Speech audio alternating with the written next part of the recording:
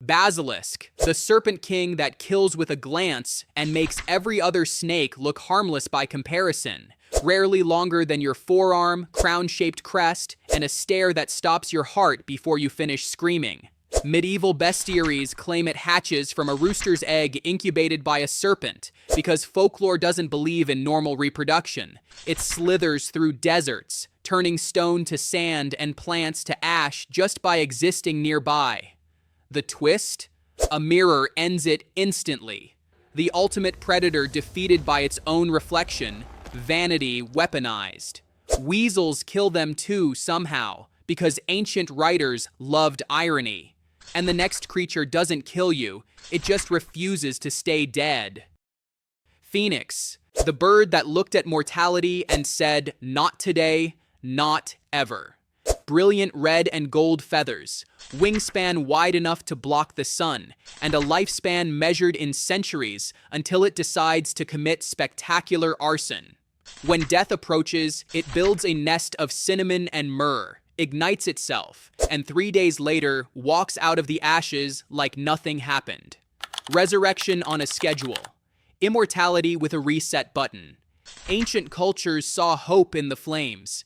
Modern minds see a creature that can't escape its own cycle, forever burning, forever reborn. The tragedy? It never gets to rest.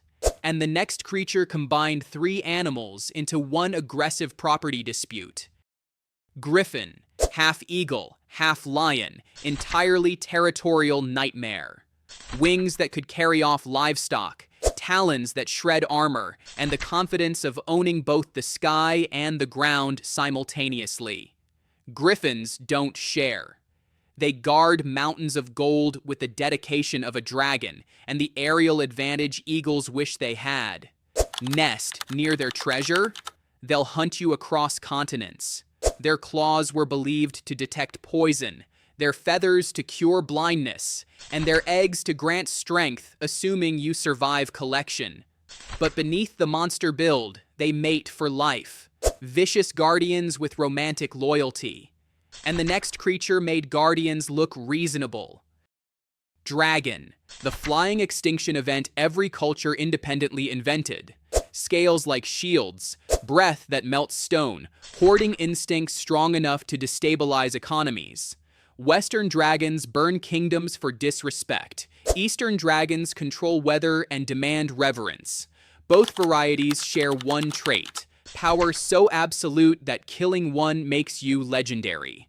They're intelligent, patient, and utterly convinced of their superiority, because when you're an armored fire-breathing apex predator, humility seems optional.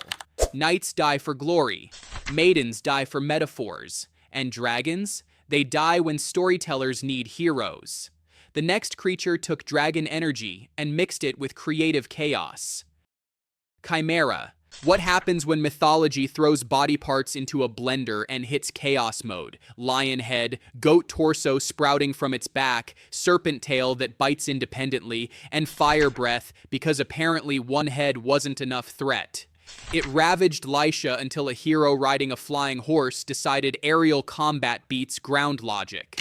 The Chimera represents impossible fusion, nature's rules shattered, a walking nightmare that shouldn't function, but does anyway.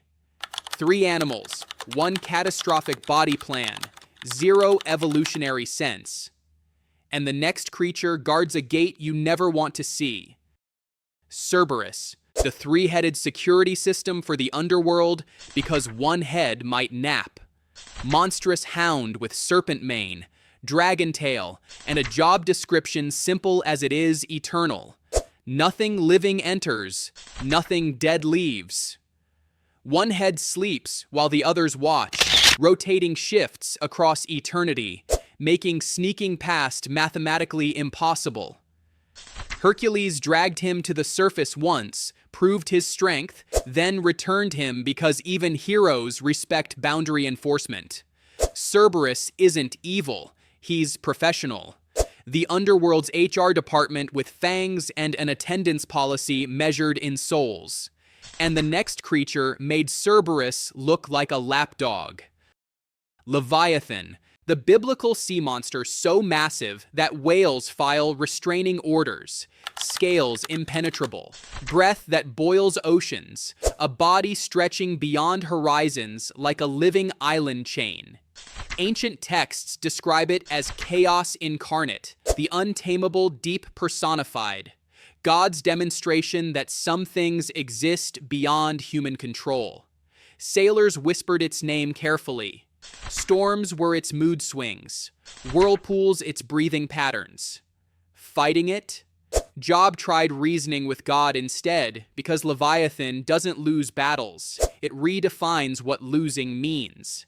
The ocean's final boss on a map labeled "Here be therapy bills," and the next creature is smaller, gentler, somehow rarer than everything before it. Unicorn, the pure white impossibility that only approaches virgins and makes everyone else feel judged. One spiral horn, horse body built for grace not war, and a moral compass stricter than your grandmother's. That horn purifies poison, heals wounds, and grants immortality if you're morally spotless, which disqualifies most of history immediately. Medieval kings paid fortunes for fake horns, narwhal tusks sold as proof magic existed. But here's the reality. Unicorns represent what we can't have, purity we can't maintain, innocence that vanishes when reached for. The rarest creature because it requires something humanity lost. If you made it through, like, subscribe, hit the bell, and tell me which mythical creature fascinates you the most.